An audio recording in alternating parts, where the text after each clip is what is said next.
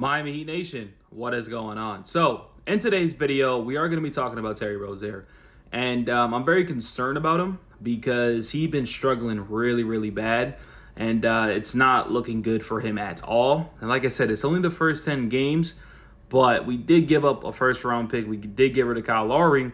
And, our expectations were pretty high, especially when everybody was going to be healthy. Terry, Tyler, Bam, and Jimmy. We all thought there was going to be 4 20-point scorers. And we was going to figure out anyways, because one, we have the greatest coach of all time, not all time, but we have one of the best coaches of all time for sure. And it just hasn't really worked too well for Terry. I mean, Tyler's playing really, really good basketball, playing the greatest basketball that we've seen in a long, long time. But it's not really translating into wins. And part of it is because Terry Rozier is struggling. So this dude made a tweet pretty much saying it's tough to decide pretty much if the Rozier experience really hasn't worked or just a slump. He looked sharper to begin the season, but is now seeing a drastic drop in production. So the first 3 games, he played pretty good, right? Almost 20 points a game, 3.6 assists, 5.3 rebounds per game, shooting 45% from the field.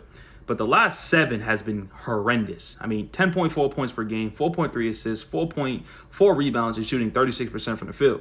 So his field goal percentage dropped damn near 10%. His rebounds dropped. His assists did go up, meaning he's passing it.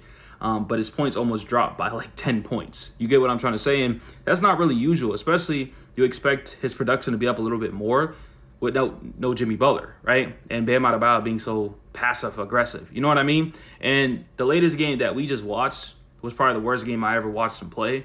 In 40 minutes, the dude had 7 points. He made 3 shots, 3 for 14, did not make 1 3-pointer. He was 0 for 5, 2 rebounds, 5 assists, 1 steal, 1 block. And his defense is pretty horrendous, right? And so I don't know where do we go from here. And then especially after losing a game like we did yesterday with Spo doing a lot of dumb stuff, calling timeouts when we don't have called timeouts, when we don't have any timeouts, allowing a backdoor to get Jalen Duren an easy dunk at the – think about that. Just think about that. Giving Jalen Duren an easy dunk, passing the ball in. It's the season's just not looking good so far, right? And I always give it a 20-game stretch. But we'll see what happens. And then we got reports coming out that the Heat are still not planning to make any trades. They're still trying to see if this is going to work out.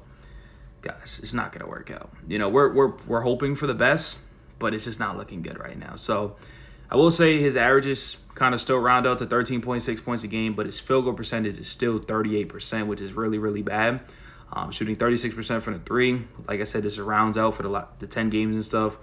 4 rebounds, 4 assists, but like I said, hopefully Terry Rozier can turn this around. If not, this is going to go as one of those trades that just didn't really go the Miami Heat's way.